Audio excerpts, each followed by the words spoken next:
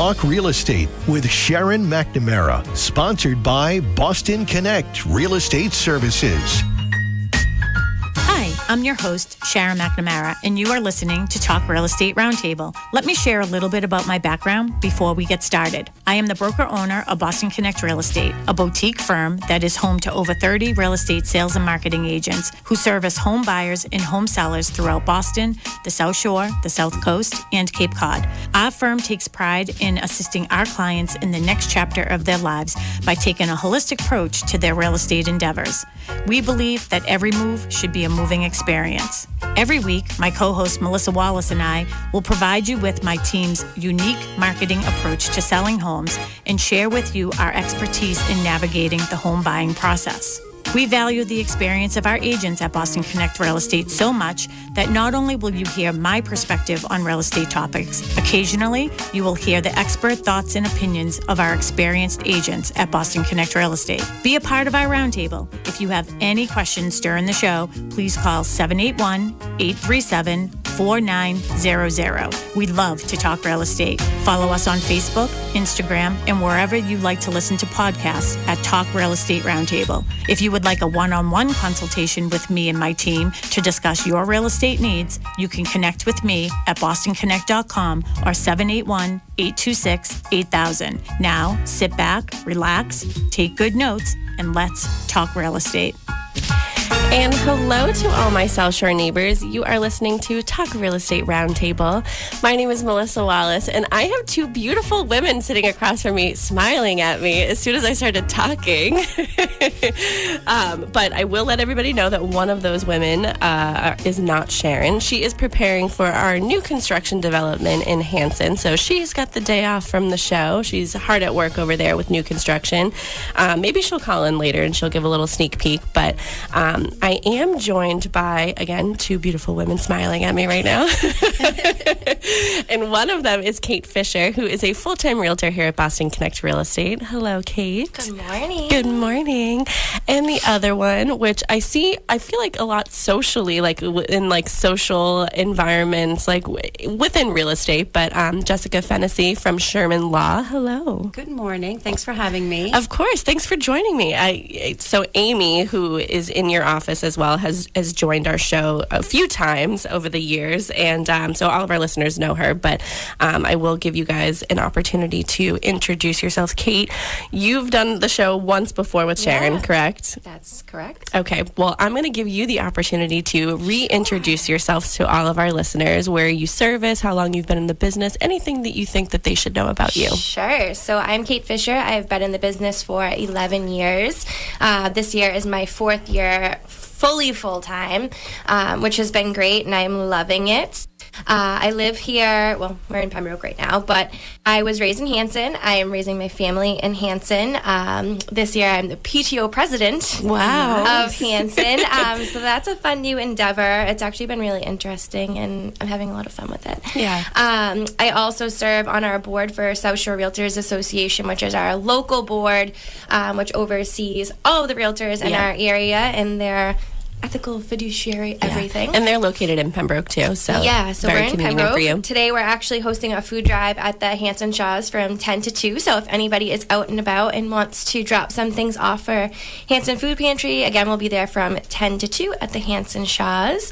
And I think that's really... Is that through South Shore Realtors, or is that through their Hanson PTO? We host a food drive for South Shore Realtors, well, with South Shore Realtors, and one town per month. Oh, nice. We try to do at least one. And we do them all over the South Shore, just trying to, like, replenish the shelves of each of the food pantries locally. So it's a really great experience and eye-opening, if you will. And it's going to rain all day. So I have all the layers, and I have all of the... Are you going to be on the little, like, covered part, or are you in the parking lot? No, we'll be in the covered part. Thankfully. But everyone's like, are we still doing it? I'm like, as long as we're not soaked. Do people still need food? Then yes, we're still doing it. Yes, exactly. No, it's really cool, actually. Like, people will walk up and they have their cart, and you think they're going to hand you, like, 2 things, and they're like, no, this is for you. And they give you, like, the whole cart for the pantry, and it's awesome. That's amazing. So I may not be looking forward to the rain and the cold, but I am looking forward to the feeling. The feeling. Yeah. I feel like you're always doing something and always doing something to give back. I try. And I hope it comes back to you as well. I try. Yeah. You saying that, we actually this Friday at Boston Connect right here in Pembroke, we are hosting, Emmy and I, a blood drive for Boston Children's Hospital, and that is from 9 to 3, and we still have quite a few spots left. Yeah. I am donating. I think I'm super early. I wanted to get it out of the way in the morning. I don't have a problem with donating blood, and I did it the last time you guys had him here. But I'm just like, I got to get it out of my head. Yeah, and not sit in your office watching everyone come in and out all day long. I have the corner office here. And I'm upstairs and I'm like, I got a bird's eye view of everything going outside. And so, I will be seeing people going in and out of that thing all day. And I'll be like, no, I got to get it done in the morning or else I'll freak out. I love that. I'm with you. But I'm going to give you an opportunity to introduce yourself. So this is your first time on our show, Jessica. Why don't you introduce yourselves to all of our listeners, what you do for a living, areas you service, anything that you think our listeners should know about you. Awesome. Thank you so much. So my name is Jessica Fennessy from Sherman Law. So I'm a real estate attorney on the South Shore. So we have our main office in Hingham, and I run our office in Plymouth. So as a practicing attorney for 15 years now in real estate law, I've sort of seen all of it, and I'm looking forward to chatting about with all of you. Where do I live? I live in Kingston right now with my 2 sons and my husband. I've been there for about 12 years, formerly from Rockland, which is where I grew up and where my parents still are. I met my husband in high school, kind of fun fact. High school sweethearts, still together. Look at us. We're like gushing. Went to South Shore Vocational Technical High School, took automotive, which is a fun fact about me. Oh, wow. And sort of went from there to college, to law school, and here I am now. Yeah. So doing what I love and supporting my family with it and sharing all. So much. Yeah, it's like a hobby and a career in one. Yeah. So. Yeah, it would be a very intense hobby if it was just fun. You're like always engaged in real estate. But have you so you were in automotive? I was, yes. So what made you make the switch to so a lot of reading? Law? I know it's a huge jump. So in high school, learning automotive, it was sort of like, why'd you pick that? You know? Yeah. Well, cosmetology was full, and hey, we're just keeping it real here. I know, right? I mean, boys liked cars, and I liked boys, so it sort of fit together. This is perfect. I love this. An opportunity. I love this story. So it was an efficient use of time. So, honestly, I grew up with a father that was very active. Always tinkering with something, mechanical. So I sort of definitely grew up with that in my life. So it was something I knew a little bit about. You know what? I've always sort of wanted that skill of like knowing what's going on with automotive, because I'll be honest, I'm a single girl, but if I talk to a guy and they know about like cars and stuff, I'm always like, oh, could you teach me? And they're like, no, I'll do it for you. And I'm like, no, I want to learn. I don't need you to do anything for me. I want to learn. And I'm still single, so so okay, maybe it's time to learn how to change the world. Maybe I should let somebody do something for me. Okay, so Kate, I don't even really remember how it got brought up. I think we were talking at a roundtable or a debrief or something, and we were talking about filling our schedule here, because we are live every Tuesday night from 6:15 to 7, and we're live now every Saturday 8 to 9. I'm still getting that in my head. I'm still in the old time frame. What time is it? What time is it? Yeah, 8 o'clock comes real fast, but here we are. I don't even really remember, but I remember getting an email from you saying, "Hi, can I do the show with you guys?" And I'm like, "Yes, you can." Goal. Once a month, I have a topic, and I'm like, "Yes, you can." Okay, so it's your idea, your topic. Why did you choose this today? And first of all, we haven't even said what it is, so you tell everybody what we're talking about today. Yeah, so we're talking today about reasons why buyers may back out of a real estate transaction, and the reason why it kind of was top of mind for me was I was kind of in the middle of a sale that kind of went wrong. Or did go wrong. It went wrong. Yeah, it did. Yeah. It was hard for them. It was definitely a heartbreak, and it was very much necessary and the right thing to do, but those things always feel really heavy at the time. And I felt like a lot of agents they may or may not, really delve into the responsibility and what happens when you back out of a transaction at different points. Like there might be financial implications. You might lose your deposit. You might, X, Y, or Z. So it's not always just like the emotional impact of like saying, okay, that inspection was awful and I don't want to move forward, but actually knowing like words matter. So in your offer, if you're not writing things in a way that you're very explicit and direct, then that can actually get you into a lot of trouble. So I reached out to Jessica to see if she'd want to join us. And of course, she was Thank you, Kate. thrilled to join us. And Jessica and I work a lot together, and she is fantastic, and I love working with her. So happy to have her here today. Yeah.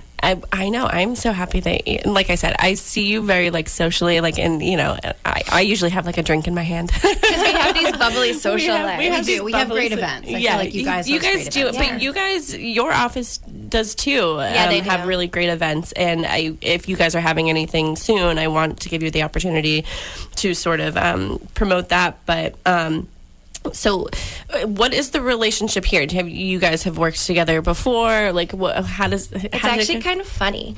So I used to work very closely with an attorney out of Hingham, and I loved her. And nothing was going to break that because I truly loved her. And then I had a client that was like, I already have an attorney, and I was like, oh, that's perfectly fine. That's fine. And then, if you're watching us on Facebook, we are Facebook Live. She's throwing up her hand. Like someone's fighting with her. It's our obligation. If I'm working with a client and they want a recommendation, I'll give them, the three people I love most. Yeah. And I'll tell them why each of them are fantastic. And sometimes that's for very different reasons. But this person, again, she was just near and dear, and I loved her. We worked great together. We had a process. And then they're like, oh, well, here's Jessica Fennessy. And I'm like, all right. And I had never worked together at that point. We had never. I never even honestly heard of Jessica Fennessy, and I'm so glad that I did. But she sent her first email to the clients, and I was like, oh my God. That's it. She had my heart over immediately. She had my heart with an email. Like, it was just everything that they needed to know. Everything was outlined perfectly. It was very transparent, and I feel like a lot of times we'll give the recommendation to a buyer or a seller, and they don't even ask, like, what's the fee or what is, kind of the process or what does she need from me. They just are like, okay, let's do that. And a lot of times attorneys don't even respond to them with, this is the fee. And she was just so transparent about everything. I almost felt like there's so much more value to being transparent about what you charge as a fee and what your service is. And just kind of being upfront with that. And I'm sorry, were you representing the buyer or the seller? I was representing the buyer. Okay, yeah. So we have a great email that's sort of an expectations next steps email that our buyers find super helpful. And that's awesome. What won Kate over for me. So I think at Sherman Law, we just want our expectations set. We want our fees set. We want to know our role and how we can help. And all of those being laid out in sort of a 10-point outline just helps everyone get on the same page. Yeah. And it won me Kate, too. So, and sometimes you fall in love over an email. Sometimes you fall in love over an email. I love that. I love systems. Well, and everybody who listens to our show, everybody in our office knows that I am a first-time home buyer in this market, which is not ideal. But yeah, I do. And even though I am a professional in this industry, I do love a really good email. I like to be outlined because for someone like me who is purchasing a home on their own, I need to know what's happening, what's going on, and every dollar, because, and I say this all the time on the show, I'm not depending on anybody else. I don't have anybody to turn to and be like, oh, can I borrow some money? I'm short $2,000 our in my bill job. is $5,000 for this, or I'm short this or whatever, or I have an unexpected fee. There's no one to turn to. So for somebody who is doing this, it doesn't even have to be on their own. Just if you're money conscious or whatever, you just want to sort of get ahead, you need to have all the steps laid out. This is what you're going to need for purchase and sales. This is what you're going to need day of closing. These are your closing costs, all that stuff. So I love that. I love a good email, a good email outline. I actually copied Jessica. Now I have one too. Okay, so not to go into too many details about your situation, because there might be some things that you can't sort of relay to everybody, but what are some of the reasons why are we talking about just buyers or sellers backing out? I think both? We could talk about Talk about both. So what are some examples of why maybe a buyer would walk away from a transaction? And we can go through the whole process as well. Yeah, so early on. And then, sorry to cut you off. So maybe you come up with a scenario and you come up with like what the repercussions are, like if they really could, like legal aspect of What would like, Jessica okay, do? What would Jessica do? Yeah. So I would love to intro with sort of what an offer is quickly, Yeah, because sure. I think that buyers hopefully understand that when you put in a offer to purchase real estate, it's a binding contract. So the first part is, what is the contract? What are the terms? What is the dollar amount? What's the timeline? So those are sort of our four corners of the contract, where the offer is so, so important to outline that for us. Because anytime you want to get out, we need to look back to that contract. Yeah. So that offer is so important. So any buyers, putting in an offer, make sure you're really set out with some basic, really essential terms, so that if we have to get out, when you show me your offer, I can look at it. Yeah. And you ask me, if Kate calls me and says, hey, how do we get out for this reason? I have to go, I need the offer first. Yeah. I can't just pull something out of the air. It has to be. Well, especially right now, it's so important because, and again, from personal experience, I'm up against at least 15 other offers, like with all these houses because of my price point. So I am up against other buyers. And sometimes you do things that you didn't think that you would. Sometimes you offer things that you don't think that you were going to offer. But you know what? When you think that you've found the one, you're like, oh, no, I want this. Yeah, and you're like, I put in 15 offers. I've made that phone call to be like, if for some reason at some point this falls through, can I get my money back? Yes. Knowing the risk, knowing the risk. Like, I am willing to put up this amount of money, but like if for some reason you can't get to the next step, can I move backwards? And can I find something else? And that's someone who does this every day. Yeah.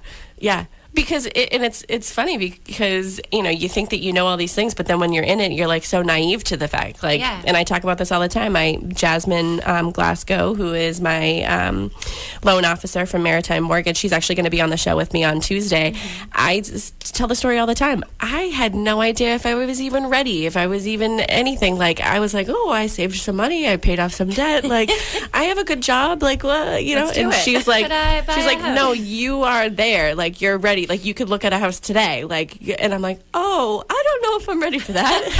That's actually a lot. Oh, I was like, I'm panicking. But okay, so yes, the perfect. Thank you very much for that. So maybe a scenario, maybe early on in the process. Yeah, so it's funny because when Jessica and I were talking, I was like, okay, when I started 11 years ago, like, your offer terms were literally like property to be delivered in broom swept condition, like all personal property to be off the property. And now it's like buyers are flexible. Buyers, have already gone through the underwriting process. All they need is, title and appraisal. Like, we're putting in appraisal gaps. We're, dictating out what appliances are to say and what our strategy is. Like, it's a full paragraph at like font 8 to fit it all. So it's a very different world. People are waiving inspections, so that takes a whole contingency away. So skips right to purchase and sale for people. And that's scary too, because you don't know what could have happened in the inspection. But I would say the first big part of the process where people do back out is home inspection. And luckily we're kind of going and shifting into a market where people are having home inspections again, which is awesome, because I love that. That's the buyer's right. They should be able to do that. But we are seeing it more, which makes me very happy. But with that said, sometimes you find things in those inspections that you're like, that's, I can't move forward with that. Or negotiating, trying to get the sellers to, mitigate whatever that issue is. So when you do your offers, say you're putting in an offer for a buyer, there is that paragraph where you essentially just put in a date of how you can have your inspection until then. But do you put any additional verbiage at the bottom, like, for informational purposes only? Which, by the way, we hate that term. Like, we hate that term because I got the information, I don't like it, I'm still going to walk away. It's the worst term ever. Who cares? It literally means nothing because a home inspection is always for informational purposes, and then you have the opportunity and the right to make a decision based off of that. Now, to say, like, okay, we will move forward based on fixes up to $20,000, that's one thing. And we've done that before, but, I mean, at the end of the day, I would just be curious if, like, so I'm asking you, say you had the home inspection, you did, like, the $20,000 gap, and your buyers are like, oh, absolutely not. Like, something happens, even if they maybe it wasn't going to come to $20,000, they still want to back out. What is, like, does anybody go to you and say, like, what's the repercussion of that? Because as a seller, I'd be like, show me the receipt. Like, show me invoices that tell you that you have $20,000 worth of work to do here. So what normally happens is Kate will send the offer over, her buyers will then do their home inspection. I'm already in the process of working with the seller's attorney on a purchase and sale. So we're sort of waiting to hear what's going on with inspections. So we'll start to move forward on the assumption the transaction's solid, but then all of a sudden I'll get news that the buyer's inspection was not satisfactory. So I'll look to the offer and see what's in there, and there could be one of a few things. It could just say, like you had said, just a date. We have a date to do our home inspection. If we're not satisfied, which is buyer satisfaction, which is very open, then we can back out, and then you get your first deposit money back. It might say something a little bit more limiting, such as informational purposes only, which doesn't limit that much, but it just basically states that the buyer will review their inspection report, but they will not present repairs to the seller. They just have the right to back out and get their money back. But even though it says that, we often still negotiate inspection repairs. It just means the seller is basically not entertaining any discussion of repairs, but often we can get past that. Then there's sort of even more limiting language where you would say, we're going to do a home inspection. We are not going to present any issues to the seller unless they have a certain value. There's two ways to do that. There's a cumulative value of, like you said, 20,000, or there's sort of a one repair value. So a roof, a furnace, like a $5,000 single item. So oftentimes, if it's a cumulative value, you have a lot of flexibility as a buyer because you can often nitpick many things to add to $20,000. But if you're limiting it to one item of substantial value, like $5,000, you would need to put forth that the roof is not safe, needs to be replaced. The cost of that is $15,000. So I think there's ways to get creative as a buyer's agent and also as a listing agent receiving those offers to see what's there and if you understand what it means so that everyone is on the same page. It is very important for, and I'm looking at you as a buyer's agent, to get creative because your buyer is up against, so the seller can just be like, no, I'm not doing it, moving on to the next one, moving on to the next 100%. And that would, my heart would sink. I'd be like, no, how can we get all this the together, time. please? We'll put an offer and it's like drastically over asking and all the terms are great and the listing agent will call and be like, your offer is fantastic, but all of the other offers have waived contingency for inspection. And I'm just like, you know which buyers are okay doing that. And sometimes, like you said, you're on your 15th offer and they're finally like, I'm done. Like, I'm waving my white flag. Waive the inspection. I just need a house. I want to be done. But there's buyers I've worked with for a year and a half, not because I'm doing anything wrong or because they're doing anything wrong, but because they know in their hearts they want to have a home inspection. They don't feel comfortable moving forward until they get that. So it's like the wait might be longer, but you're going to feel more comfortable knowing that you actually like did what you felt was right.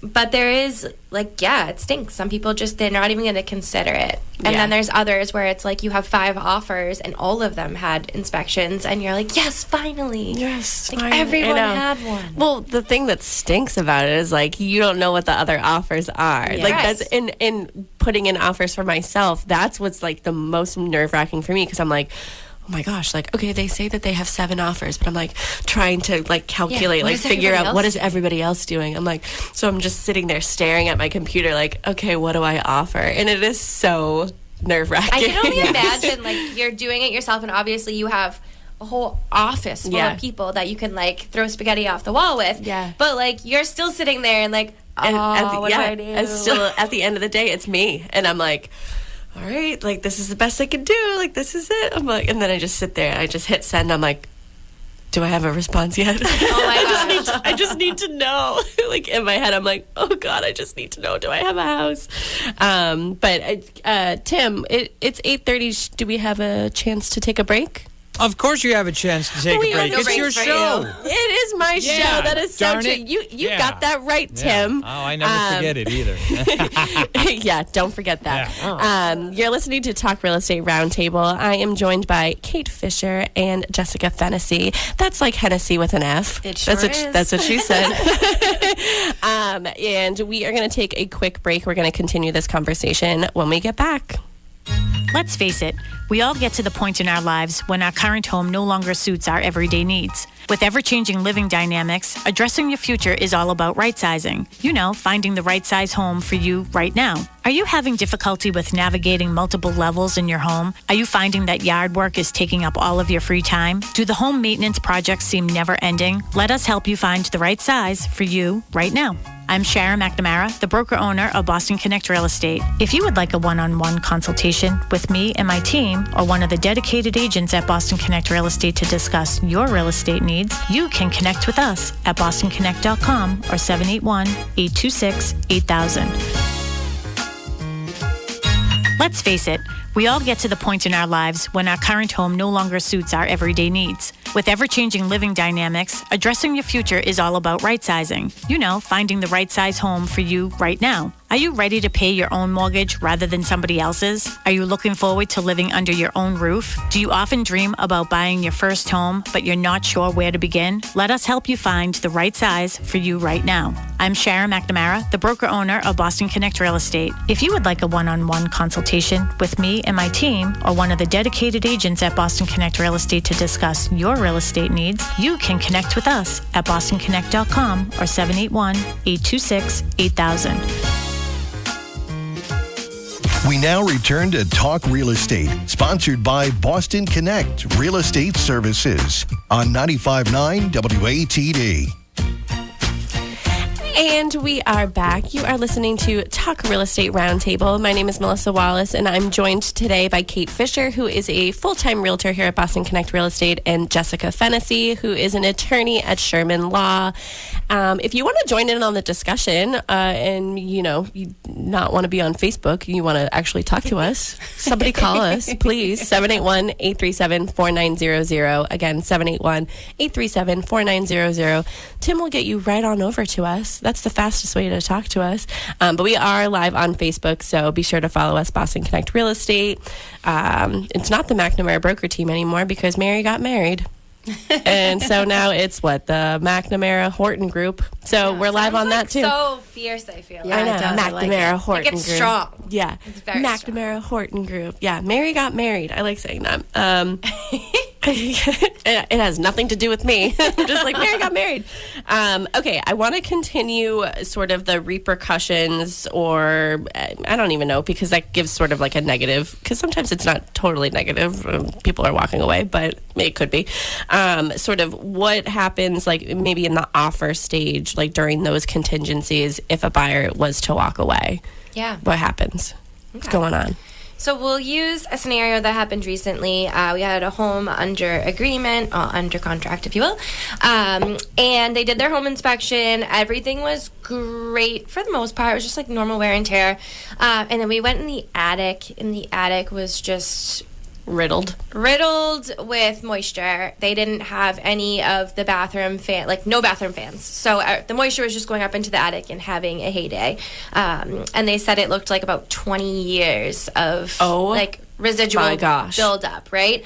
And I was kind of like, honestly, mine looks like this right now too, because there was the same style as my house. Uh-huh. So mine is the same situation. I'm kind of like, as a homeowner, we need to do that, but we haven't actually done it. Yeah. So then we went into the basement, and it was kind of the same scenario. So the inspector that we had that day, he had this cool little flashlight that you shine on these areas, and it literally shows you the mold. Yeah. So the whole basement was also covered in mold. These guys also wanted to finish the basement, so it was really important to them that they had a radon test. We did that. It came back at, I think this one was like 9.4. High. So the not acceptable amount, I guess you could say, of radon is 4. You want a number below 4. If you have anything over 4, it's suggested that you put in a radon mitigation system. And radon is a disclosable item. So, if you were to walk away, now the seller needs to disclose to any other buyer that comes through that there's radon. Yeah. Yeah. They should. You're smiling and you're saying it that way. I'm assuming that they didn't. They should. And yeah, you're right.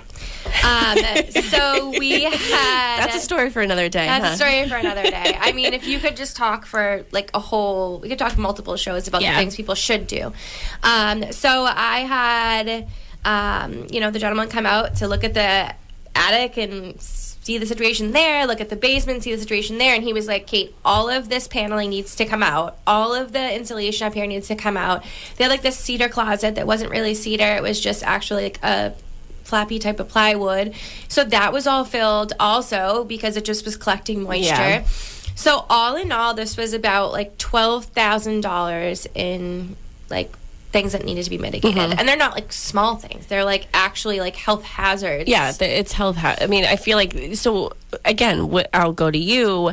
Say she had like the $20,000 gap, but the mitigation came to, $12,000 whatever, but because it's a health hazard, do they still sort of have a way to get out? They should. I mean, depending on the language in the offer, if there's like health and safety or a cap on or a requirement of money to be met, I do think you could easily come up with that amount for that situation. I mean, that was a little more drastic than most. Yeah. That's what we thought, but the sellers literally were like, no.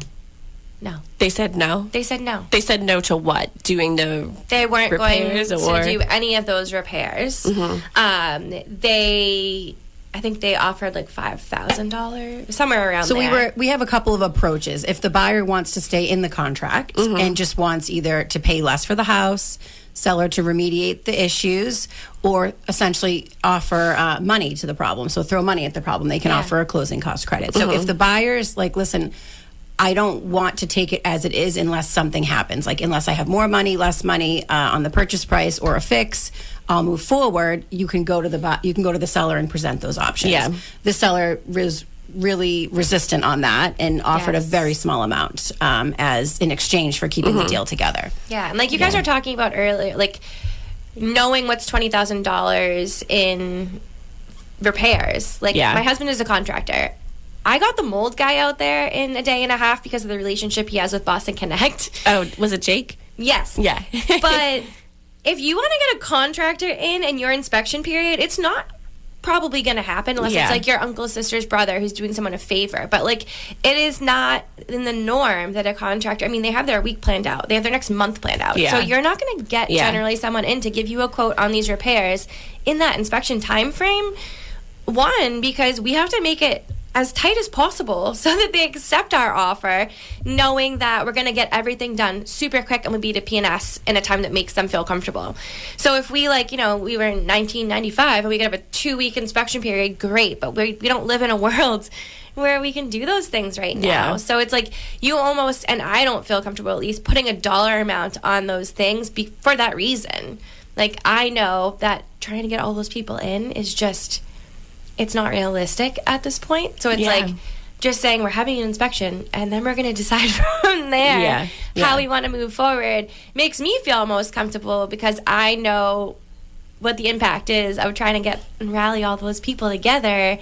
It just can't happen sometimes. Yeah. Well, and then you're not in that. It helps that Jake has been on our show a few times, and he does work very closely with our agents, so that's good. So awesome. He was there literally in a day. And I'll also say Store Trade On, I don't know how to actually say it. They were awesome. Like they had a quote within like 3 hours, which is fantastic. And obviously this deal didn't move forward, but same thing. I had one recently. I was the list agent, and he quote in 3 hours and was out within 2 days putting in the radon system. So, like, all these contractors that you work with, that, like, you build these relationships, it's just awesome to have because they, like, really get things done immediately, which... And you do need that sort of ammunition sometimes in writing to get your buyer out. So I think having... agents at Boston Connect with these resources is huge because if I need something in writing to show a dollar amount for a repair to get us out of contract, you need something in writing. It's not just, my brother's cousin said it's going to be this much. Yeah, exactly. Or my dad. Yeah. My dad said. Oh, yeah, I know. Yeah, as a listing agent, like, do you want to hear that? Like, oh, the buyer's dad said that, like, it was cost this. I'd be like, oh, well, I could go to anybody's house and be like, that's $1 million repair. That's how I would fit. I'm just being stubborn. Oh no, it's a good memes. The dad memes. Yeah, the dad memes. Yeah, all the home inspection memes that are out there because we do a newsletter here every Friday, and Julia does the newsletter and she puts in a real estate meme at the bottom. I used to do it, and agents used to say, you know what? I'll be honest with you. I just scroll to the bottom to see what meme you put in, and I'm like, no, there's other information in there that you should be reading. But yeah, a lot of them are you pull up to the home inspection and there comes 6 cars and it's like, oh, your father, your uncle, your grandfather, and you're just like... All these people telling you the house is going to fall down. Oh, jeez. Well, it's not. Yeah. Okay, offer. Do we want to say anything else with offers or do we want to move forward in the process? So these guys decided not to move forward. So the amount that they negotiated was $5,000 and they basically were like, we're not comfortable with this. Yeah. If these are the situations and they're not okay with, like, the safety of our family, then we're good. At the end of the day, they were kind of like, well, if they're not okay with these actual, like, safety things, what else is happening here that we might not be seeing? So they just didn't feel right about it. So unfortunately, I called Jessica and I was like, they don't want to move forward. What do we do? And honestly, I've never had a situation where they haven't given back, like, the earnest money that you submit with the offer. So, like, I said that to Jess, I'm like, that's never happened to me. So it's like... So they were refusing to They initially did not want to... So when you put your offer in, you have to tender consideration or money. It's customarily $1,000 as much as $5,000 right now because it can be make you look more desirable the more you put down. So that first $1,000 is always essentially at risk for the buyer. If they back out and don't proceed unless they have some justification for terminating. So we were trying to use our inspection contingency for our justification. So they were arguing a bit. I mean, it was attorney back and forth with myself and the other, the seller's attorney. I mean, we ultimately prevailed, but it was definitely a little bit of an uphill battle. So, you prevailed. Well, we try. I usually look to the language, which is why I mentioned that earlier, is just whatever's there is really what I have to, that's what you've given me for. Do you feel like it's like black and white? No, like, no, I do not. Shades of gray. Lots of gray. Yeah. Lots of gray. And honestly, luckily for me, I only do real estate law, so I am very familiar with most of the other attorneys in the area that also. That's so important. We interact often, daily. I mean, I might have 3 deals with the same attorney in the same day. Like, we're going back and forth on different transactions. So we have sort of, we have consideration for each other, and we know sort of what the other's argument is likely to be. I can always see things from both sides. So when I present my argument for my client, I do know what the other person is likely going to say back. So I try to think of that when I'm going in, and I try to give as much as I can for my side. And, there are tricks. There are tricks to doing it. So, and there's other reasons, not just inspections. But I've had one with financing just recently fall apart in between offer and purchase and sale. Oh, wow. Which doesn't happen often, but it can. That's interesting, between offer and purchase and sale. Exactly. And without going into full detail, give an example of how. Sure. How? So it was a buyer, and they put an offer in with a pre-approval from a local lender, and it looked solid on its face. And when we were doing purchase and sale, we were going back and forth about sale of home contingency for the buyer, which meant they had to sell a home to buy this home. So we were sort of reinforcing those terms to be like, what does that mean? What is the flexibility they have to close? And when we ran their numbers with another lender, because they were rate shopping, because that's happening a lot right now with buyers. So in the rate shopping they were doing, they ran another pre-approval, and that lender red flagged several things for them. They were self-employed, which can be difficult.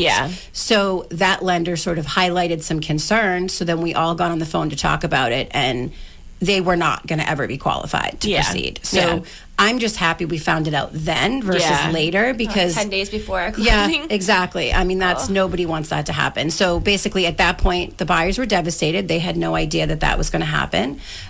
So what they were out was their inspection. They had a home inspection. They were out that money. But I was able to terminate the offer based upon the inability to obtain financing, which doesn't normally happen that early, but it did in this situation. And I got their denial letter, and we got their $1,000 back. So, you can do that. It does happen. That's why picking a lender is so important, and making sure you're sort of scrutinizing what's on the pre-approval. Yeah. And again, just from a buyer's perspective, like every house that I've put in an offer in it, I've had to go to Jasmine and be like, hey, can I do this? Because the rate is so flexible.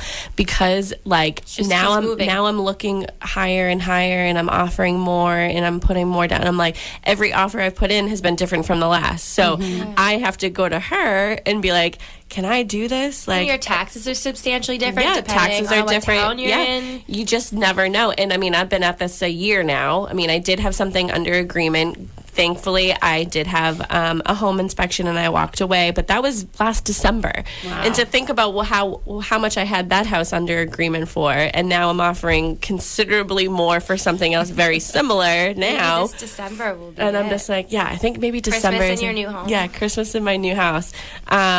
It really is so important. I always say this, always keep in contact with your loan officer. Always even check in with your attorney. Like, I'm sure it's not a bothersome to be like, hey, just making sure that like we're all groovy. Yeah. Like, we're all So, on the I same do page, get a okay? lot of phone calls over the weekend or text messages from realtors asking for offer tips. Like, they're about to submit an offer. It has to be in on How do Sunday. I phrase this? And yes, your attorney texts you. Well, your attorney should text you, and if they don't, maybe you need to think about getting maybe you another should. attorney. But, And that should Amy be and Jessica. I and everyone at Sherman Law, we pride ourselves on our availability and our responsiveness. So having the ability to text us over the weekend and say, hey, I'm thinking about adding an appraisal gap.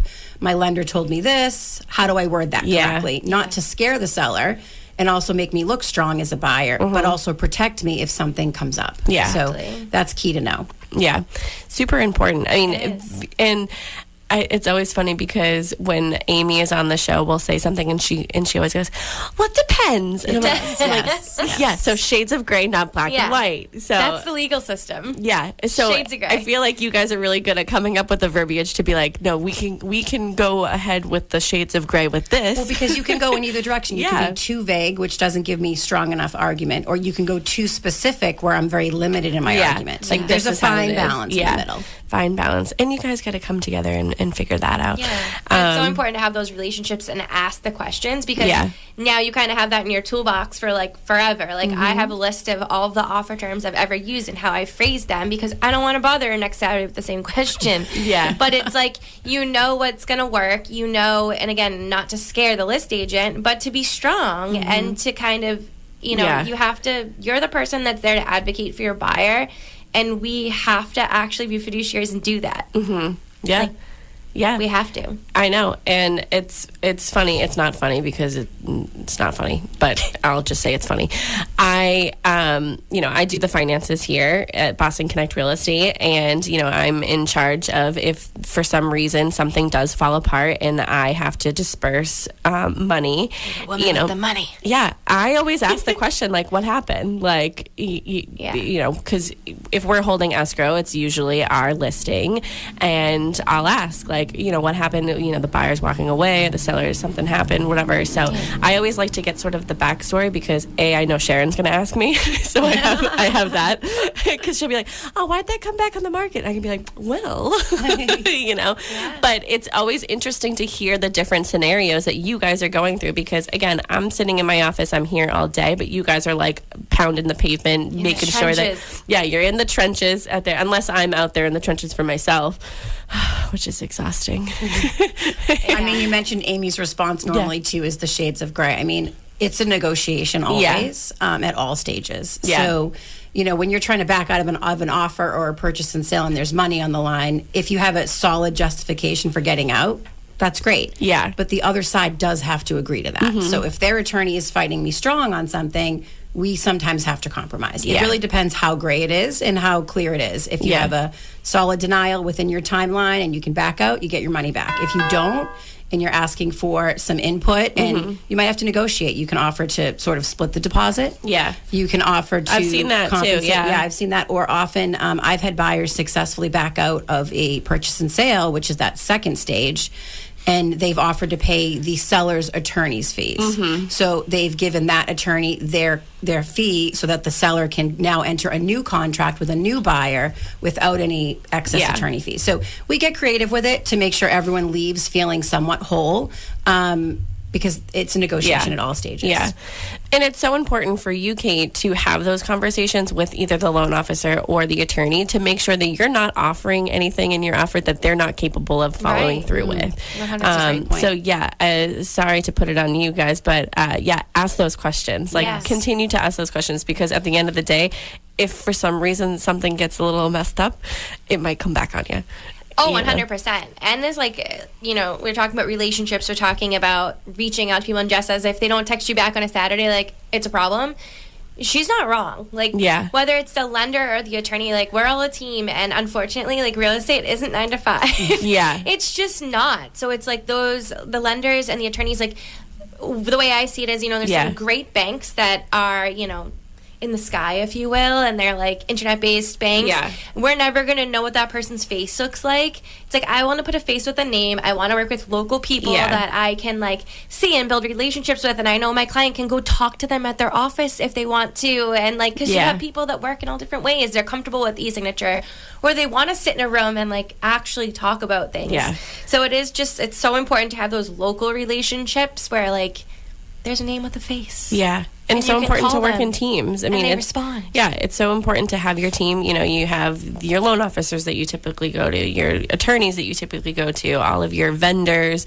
So it's important to always say, I have a team behind me. We're working together. But our goal is to make sure that everything stays together and everybody's happy. Yeah. We have less than 10 minutes, so about 8 minutes left. So I know. I told you, it went so fast. I told you it goes pretty fast. So we usually get a couple shows out of these things. So you guys will have to come back and continue, but and just a little tidbit.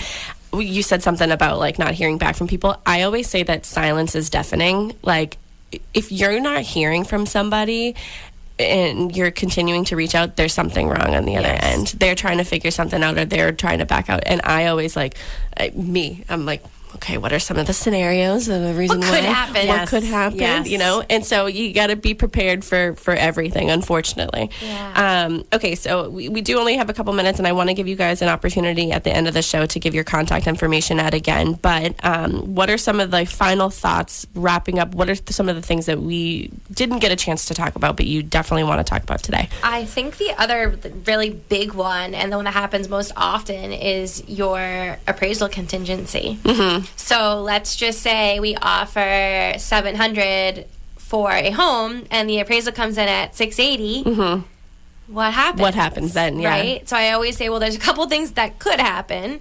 One, you go in at that $680, and that's the new purchase price, and seller and buyer have to agree with that. Mm-hmm. 2, you negotiate somewhere in the middle. Or 3, the seller says, well, I'm not doing that, so we'll go back to market and I'll find someone with more cash.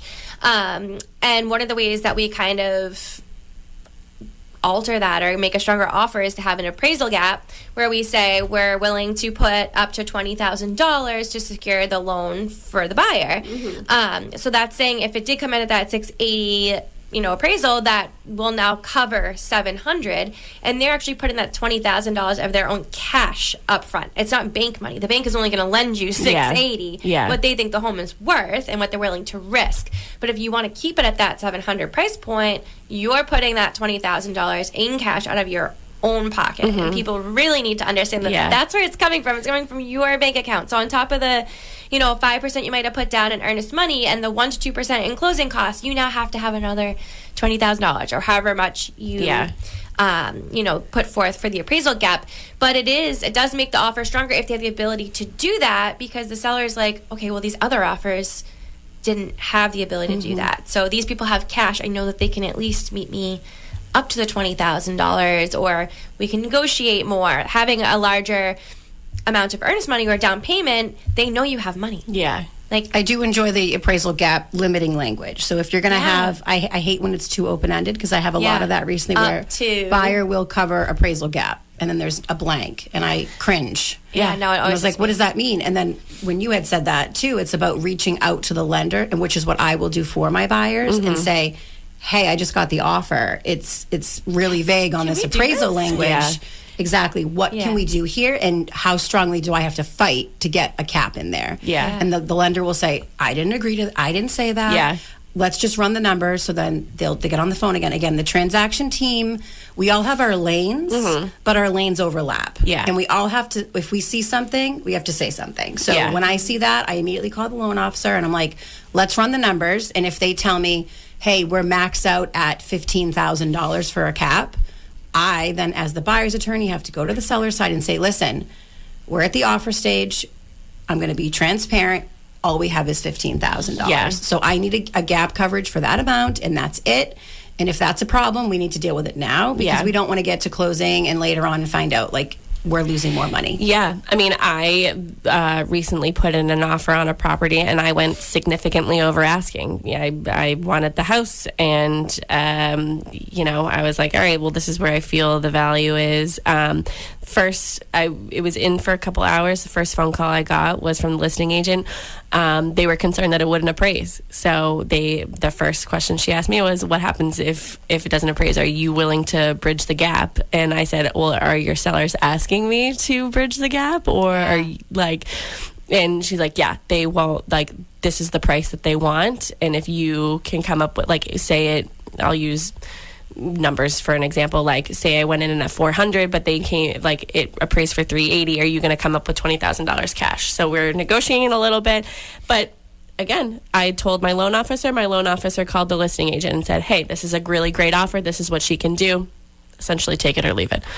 Didn't get it. Oh, bummer. Yeah, because they got 16 offers. You know what, though? Whatever. It's important to know what you want, and also what you qualify for. Yeah. So it's hard to take, but that's what was the right fit at the time. Yeah, and it's just so important to have those lanes. Like, again, your lanes sort of overlap, but you have the professional courtesy, and you have great relationships with the people that you work with all the time, because you have to. I mean, your lanes are overlapping. You are you're working with a lot of the same people a lot.